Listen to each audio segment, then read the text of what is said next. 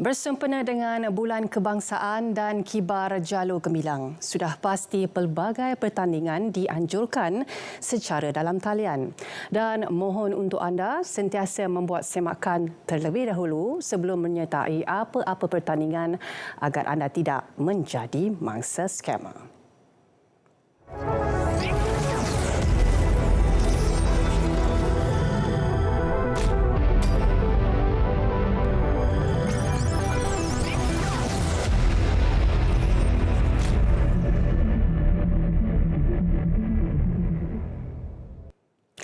Assalamualaikum, salam sejahtera dan salam Malaysia Madani. Bertemu lagi kita dalam Pastikan Sahih edisi Khamis 17 Ogos 2023 bersama saya Azizan Alam. Ayuh kita mulakan dengan segmen Sahih.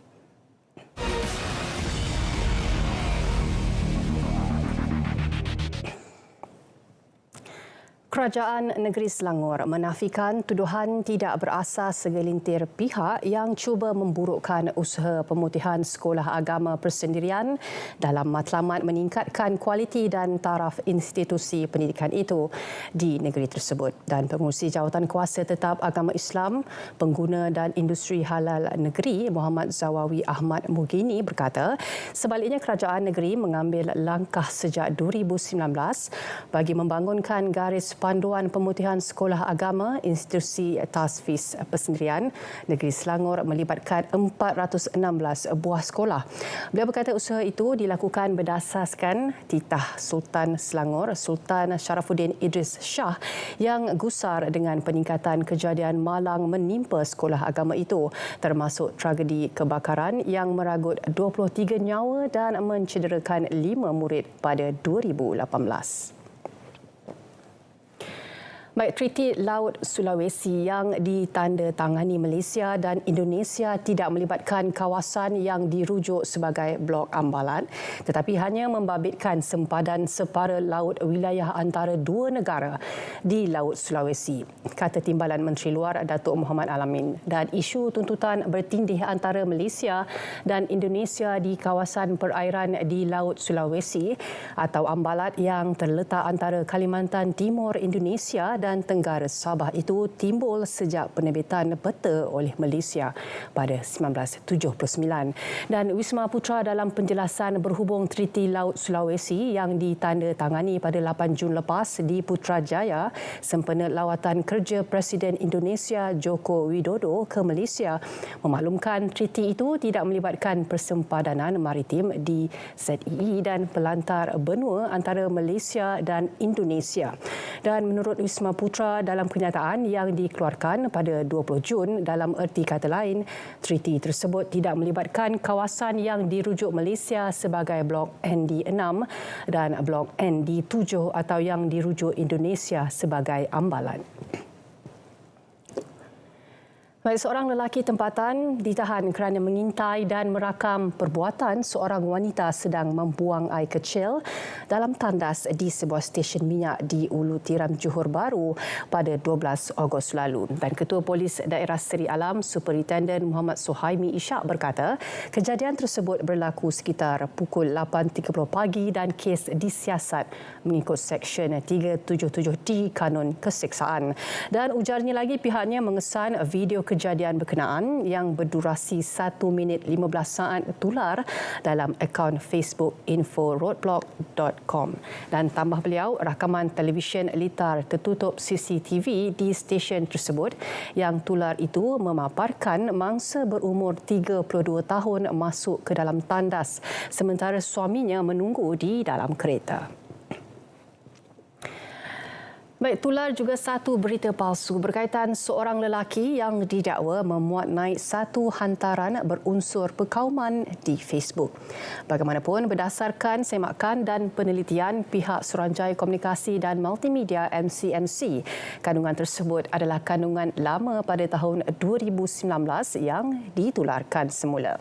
Dan kes tersebut juga telah disiasat oleh Polis Diraja Malaysia PDRM pada tahun yang sama. Justru orang ramai turut dinasihatkan untuk tidak membuat kenyataan berbau perkauman yang boleh menjejaskan ketenteraman awam ataupun menimbulkan kegusaran dalam kalangan masyarakat.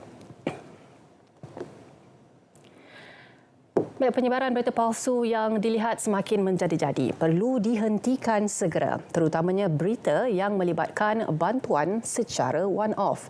Kini tular pula di media sosial mengenai bantuan kewangan tambahan sebanyak RM500.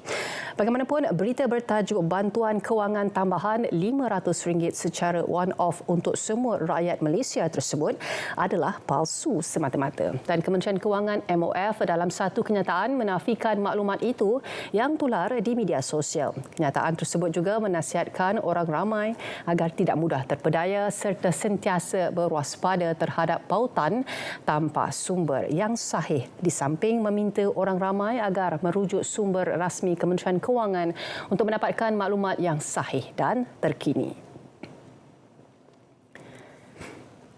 Tindakan tegas akan dikenakan terhadap peniaga yang didapati menjual daging ayam melebihi harga maksimum, dan Kementerian Perdagangan Dalam Negeri dan Kos Sara Hidup KPDN memberi peringatan agar para peniaga mematuhi kesemua peraturan yang membabitkan barangan harga terkawal yang ditetapkan, iaitu tidak menjual melebihi harga maksimum, meletak tanda harga merah jambu dan meletak tanda harga yang jelas dan tidak mengelirukan. Awas peniaga yang menjual ayam standard atau ayam super melebihi harga maksimum yang ditetapkan boleh dikenakan tindakan tegas di bawah Akta Kawalan Harga dan Anti Pencatutan 2011. Baik, harga runcit bagi petrol RON 97 dan RON 95 serta diesel kekal bagi tempoh 17 hingga 23 Ogos ini. Kementerian Kewangan MOF memaklumkan berdasarkan harga runcit mingguan produk petroleum menggunakan formula mekanisme harga automatik APM, RON 97 akan kekal pada harga RM3.37 dan RON 95 pada harga RM2.05 seliter dan diesel RM2.15 seliter. Dan bagi melindungi pengguna dari kenaikan harga sebenar minyak di pasaran global, kerajaan mengekalkan harga runcit petrol RON 95 dan diesel pada paras harga siling meskipun harga pasaran kedua-dua produk itu meningkat melebihi harga siling ditetapkan. Dan menurut MOF, kerajaan akan terus memantau kesan perubahan harga minyak mentah dunia dan mengambil langkah sewajarnya untuk memastikan kebajikan serta kesejahteraan rakyat terpelihara. Baik, Polis Diraja Malaysia memberi amaran kepada orang ramai agar berwaspada dengan taktik penipuan menggunakan kaedah phishing melalui email dan berkaitan saman trafik palsu. Dan pastikan anda membuat semakan terlebih dahulu sebelum melakukan apa-apa urusan atau transaksi. Dan selain itu, jangan dedahkan maklumat perbankan anda seperti OTP atau nombor TAC selain maklumat rahsia yang berkaitan. Dan PDRM turut mengingatkan orang ramai agar sentiasa peka dan membuat semakan terlebih dahulu di laman web jabatan atau agensi yang sah sebelum bertindak bagi mengelakkan diri anda daripada menjadi mangsa penipuan. Baik, hentikan spekulasi, hapuskan berita yang tidak pasti. Tak pasti, jangan kongsi. Baik, kita berehat seketika, kembali lagi selepas ini dalam segmen Semasa.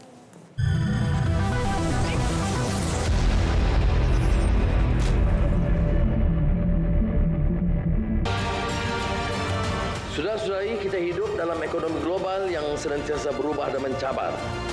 Maka pendekatan kita juga mesti menerima kenyataan ini dan mengambil tindakan yang lebih progresif. Kita perlu menyediakan laluan pembelajaran sepanjang hayat, sama ada di sekolah, universiti, dengan beberapa tekanan di IPTA yang dilakukan oleh Kementerian Pendidikan Tinggi sekarang. Tapi termasuk juga TVET maupun kemahiran micro-credentials yang diperlukan. Untuk tujuan ini, kerajaan melalui Perkeso menyediakan peruntukan sebanyak RM42 juta bagi program Bina Kerjaya, iaitu program peningkatan kemahiran upskilling untuk pekerja tidak formal, termasuk pekerja gig sama ada kelayakan SPM ataupun tidak.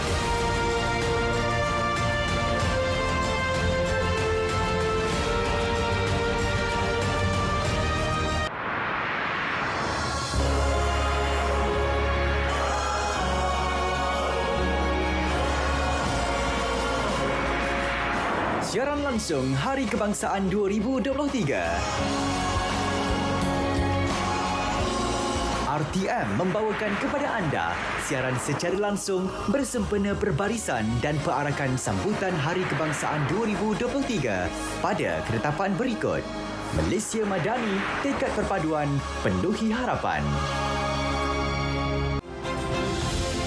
Felda memang telah mula, bahkan dah biaya RM128 juta untuk penyediaan tenaga serta rawatan pembekalan air bersih di Kompleks Sahabat. Saya umumkan subsidi diesel supaya penjanaan tenaga dan rawatan air akan memberi manfaat kepada 43,000 penduduk sebanyak RM36 juta setahun.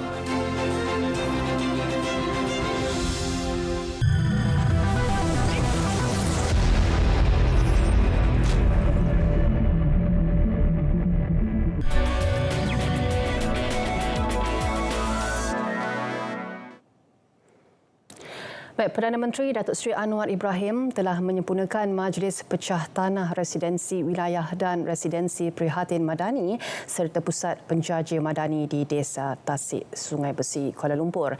Dan sebanyak 1,010 unit rumah mampu milik bakal ditawarkan kepada yang berkelayakan di tapak seluas 3.4 ekar. Dan cadangan pembangunan di kawasan tersebut merangkumi 3 komponen utama iaitu Residensi Wilayah, Residensi Prihatin Madani dan Pusat Penjaja Madani, melibatkan 910 unit rumah dengan keluasan 902 kaki persegi bagi jenis 1 dan 908 kaki persegi bagi jenis 2, dan harga jualan ialah RM300,000, manakala Residensi Prihatin Madani melibatkan pembangunan 100 unit berkeluasan 902 kaki persegi dengan harga jualan RM200,000 seunit.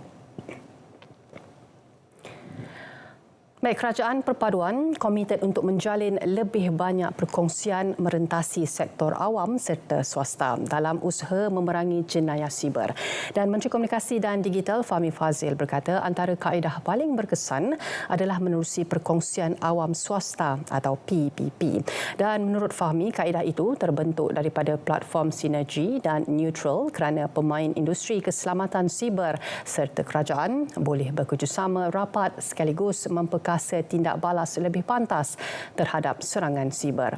Fahmi dalam ucapan pada Majlis Makan Malam Gala Anugerah Keselamatan Siber Malaysia 2023 turut memaklumkan mengenai pembangunan pelancaran rangkaian 5G di Malaysia telah mencapai 66.8% liputan kawasan berpenduduk setakat Julai.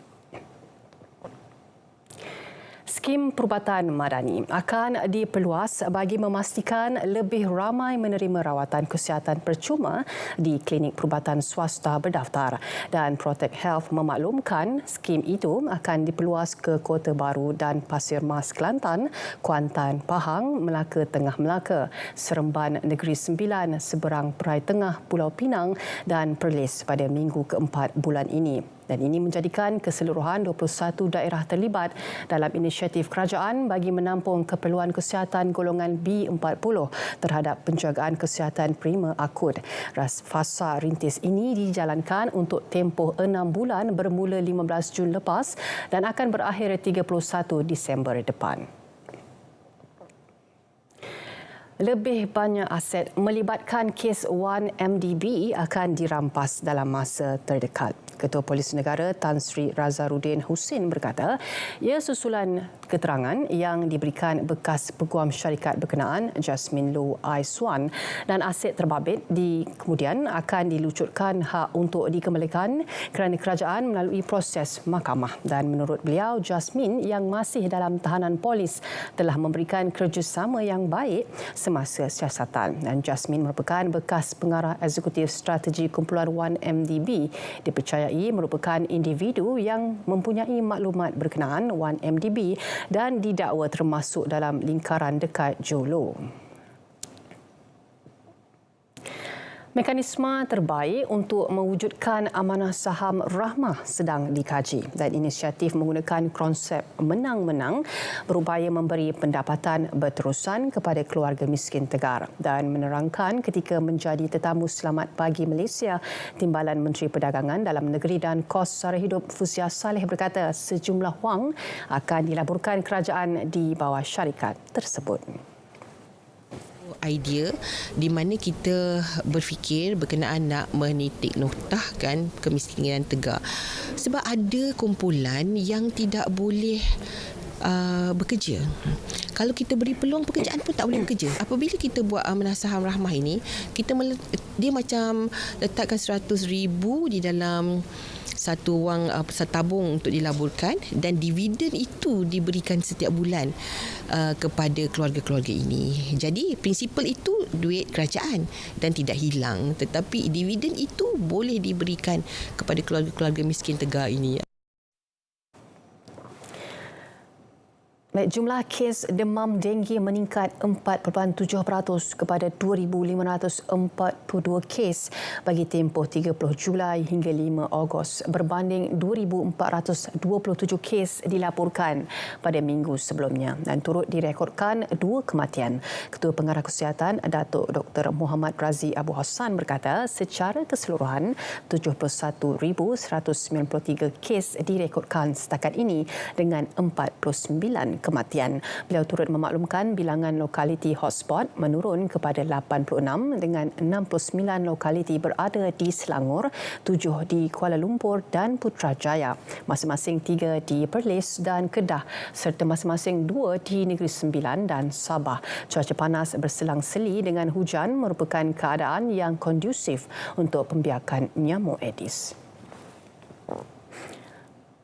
Baik, Kementerian Sumber Manusia akan terus mempergiat usaha untuk mengurangkan kadar pengangguran dan Menterinya V. Sivakumar berkata walaupun kadar pengangguran bagi suku pertama tahun ini mencatat penurunan, namun usaha berterusan perlu dilaksana.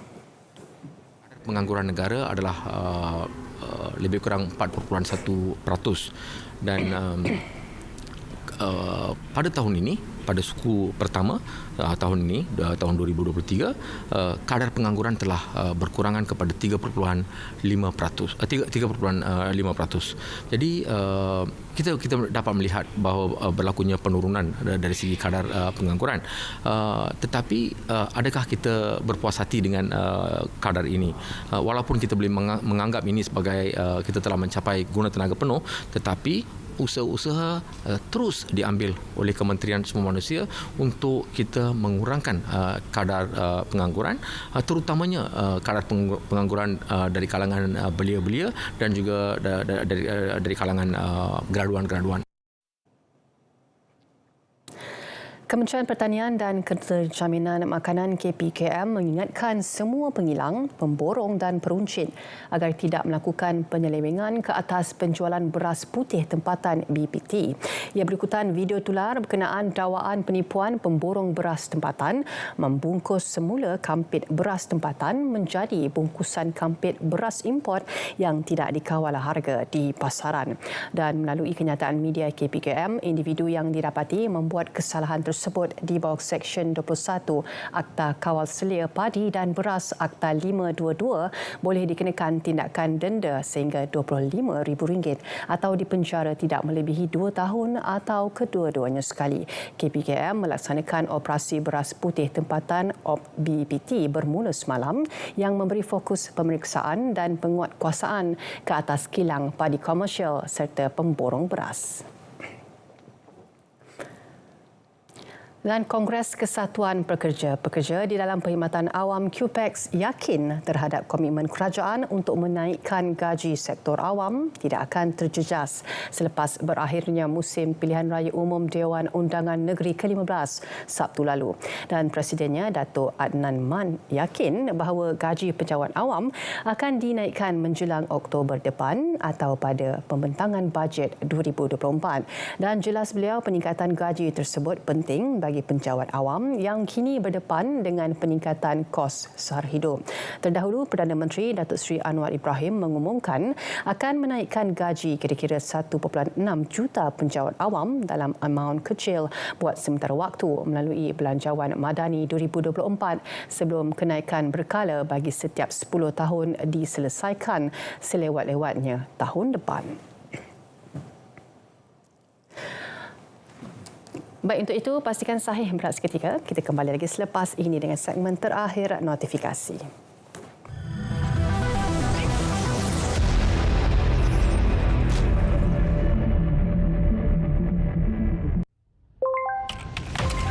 Dalam kita membangunkan aplikasi yang memberi kesejahteraan kepada negara, ada yang menyalahgunakannya. Sejak kebelakangan ini, terdapat peningkatan ketara dalam penyebaran maklumat atau berita palsu yang boleh menimbulkan kekeliruan dan kegusaran di kalangan masyarakat. Ancaman berita palsu tanpa verifikasi sumber, fakta dan maklumat memberi impak serta implikasi negatif kepada rakyat dan negara. Sebarang penyebaran berita palsu akan dikenakan tindakan undang-undang serta didakwa mengikut Seksyen 505 Kanun Kesiksaan dan Seksyen 233 Akta Komunikasi dan Multimedia 1998. Denda maksimum RM50,000 atau penjara tidak melebihi 1 tahun atau kedua-duanya dan juga denda selanjutnya setiap hari kesalahan berjumlah RM1,000. Bersama, cegah berita palsu. Sebar fakta, bukan dusta. Tidak pasti, jangan kongsi.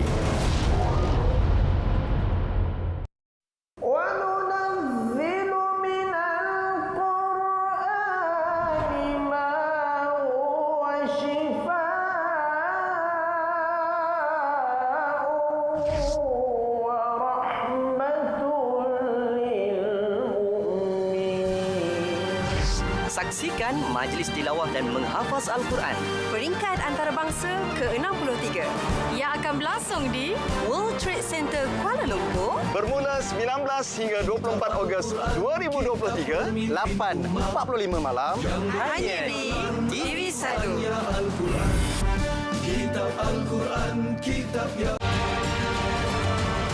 Melihat kepada kejayaan dan impak besar program e-Tunai, kerajaan bersetuju untuk menawarkan kredit e-Tunai sebanyak RM100 kepada semua rakyat dewasa Malaysia yang berpendapatan RM100,000 setahun dan ke bawah. Bilangan penerima yang layak dianggarkan melebihi 10 juta rakyat, iaitu merangkumi golongan yang masih dikategorikan B40 dan M40, walaupun kita sekarang merangka supaya meminda pendekatan B40 dan 40 ini. Tapi kalau kita golongkan pada kumpulan ini, dana dalam kemudahan ini akan mencecah sekitar RM1 bilion.